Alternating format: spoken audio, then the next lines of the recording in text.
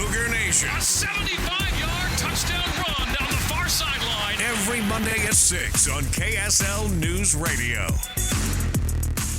Cougar Nation, we're taking your calls like we always do every Monday night, 801-575-8255. Two things for you we want to hear about. One, give us your takeaways from the Oklahoma game. Were you encouraged? Was it a gut-wrenching loss? Was it both? Let us know your thoughts in the game. And then also, and we'll discuss this later, who should be the starting quarterback against Oklahoma State if Keaton Slovis is healthy? Do you go back to Keaton? Do you roll with Jake? We'll discuss that a little bit more. 801-575-8255. Call in. We want to hear from you, Cougar Nation. That's why we have the show. The show is for you. Right now, though, look, it was a positive day, even though it was a loss. So because they weren't blown out, we're bringing back helmet stickers. Cougar Nation, helmet stickers. Mitch and Matt dish out the stickers for BYU's best players this week. That's right, helmet stickers are back. If you don't lose by 30, we'll bring them back. My first helmet sticker will go to the offensive line. Look, they still had their struggles. The bar has been low for that group. But I like the fight, the battles that they showed in the trenches. Oklahoma doesn't have the personnel like Texas. They don't have a Jatavian Sweat. They don't have the manpower in the trenches like the Longhorns do, or even Iowa State, honestly. I was kind of uninspired at times by Oklahoma's talent, to be quite honest with you. But I liked what I saw from BYU's offensive line, that they're willing to battle still. I think the addition of Paul Miley, since he came back from an injury, has been huge for this group. And I think that, I liked what they created in the ground attack. So BYU's offensive line, I liked what I saw from them. I thought that was an underrated aspect from the game that not many people were talking about because of the interceptions and the turnovers. My first one goes to Jacob Robinson. I thought he showed very well. He was targeted 8 times, and he gave up 5 passing yards. He had 3 pass breakups. Like, Jacob Robinson, I know for myself, I haven't given him enough credit and publicity this year. He's been one of the best shutdown cornerbacks since, when? I'm trying to think of the last guy that BYU had that was this good for this long of a period of time. Like, he's forced turnovers. He's locking people down. He's not making critical mistakes. Like, who is the last cornerback that comes to your mind where you're like, this dude week in and week out was playing high-level football? Because the way he's played this year, I feel like that could translate to the league. Maybe not on the outside because he's a little small, but could he be a nickelback in the NFL? He has played outstanding. My first thought goes back to 2012, Preston Hadley. Yep.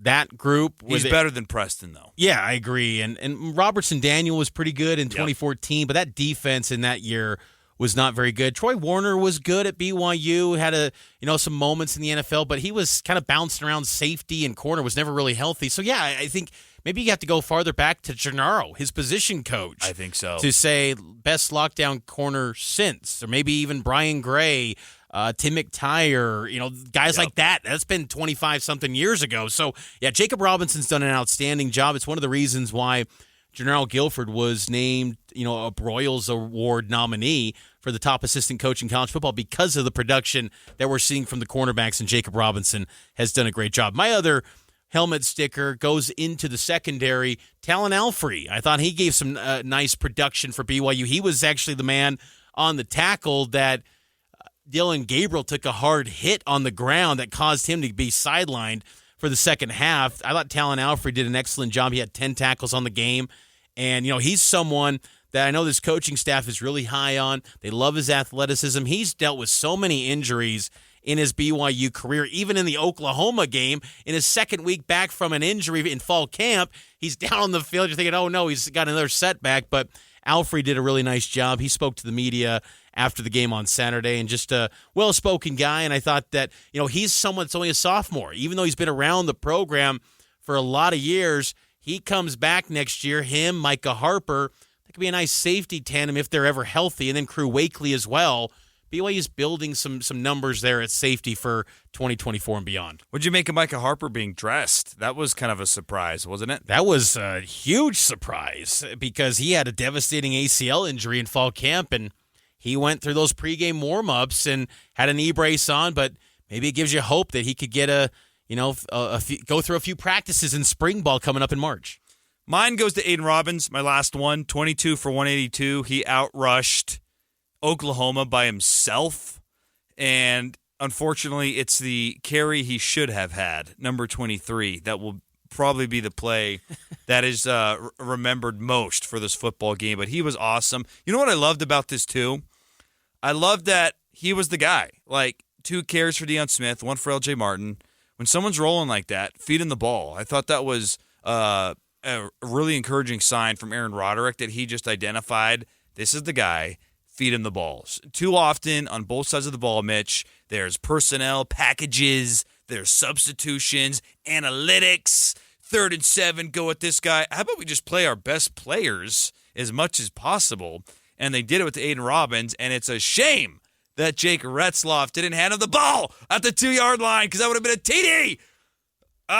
It is a shame. Frustrating me, but Aiden Robbins gets my final helmet sticker. It just shows, too, what he did on Saturday. We were not blowing smoke to you Cougar fans when we were saying, this guy's really good in fall camp. He was great. Yep. And you wonder, too, with him, he got honored at Senior Day.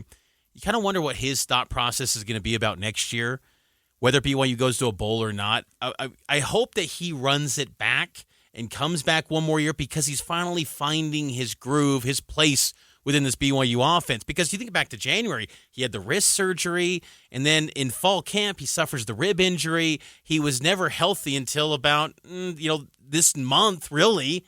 And now he's finally the player that BYU expected when they signed him out of the transfer portal last winter. So I hope he comes back. I hope that his success is not making L.J. Martin, the heralded freshman, say, "Oh, am I falling out of favor?" Like, no, there's a place for both of you in this backfield. Yeah, I hope that they can be a really powerful 1-2 tandem for BYU next year, because I think, again, we've said it all along this show every single week.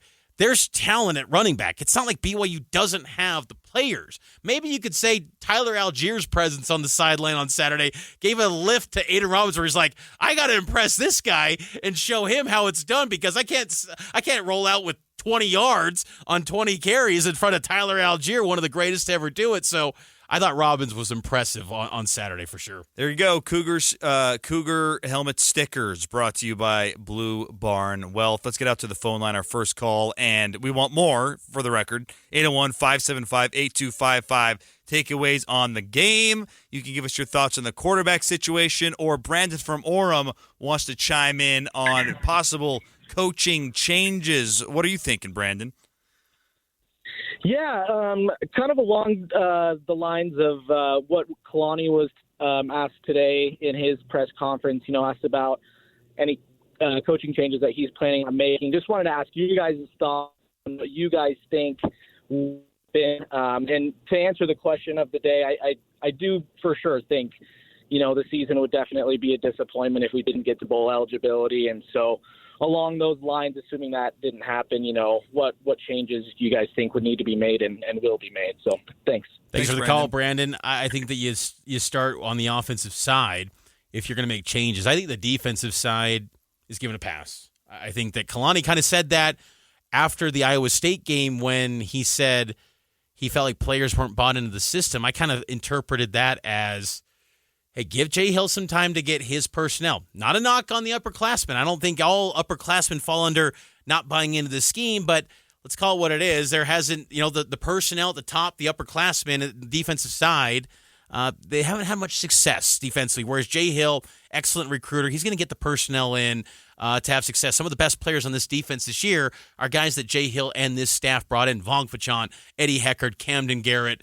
I think Jay Hill will bring in the necessary personnel, so I don't make changes to the defensive side. Offensive side, where I focus, probably the offensive line coach, Daryl Funk. Yeah, that's the obvious one, and that's probably the one you make, but I wouldn't go any further than that. I know there's chatter amongst fans, Aaron's Roderick or Steve Clark, the tight ends haven't been producing. Wide receivers have underwhelmed too. Yeah, I would just say this group has done really well, and maybe the lesson learned from this year is you can't wholesale fire sale your roster. Maybe you need to invest in the young group, develop, try and retain. You mentioned Robbins. Retain as many guys as you can, have some continuity, and let's see what happens next year before we get drastic, because change doesn't always mean success. Sometimes I think you got to have a little patience. Trending up, trending down next here on Cougar Nation, and it's powered by KSL Sports News, Traffic, and Weather on the other side.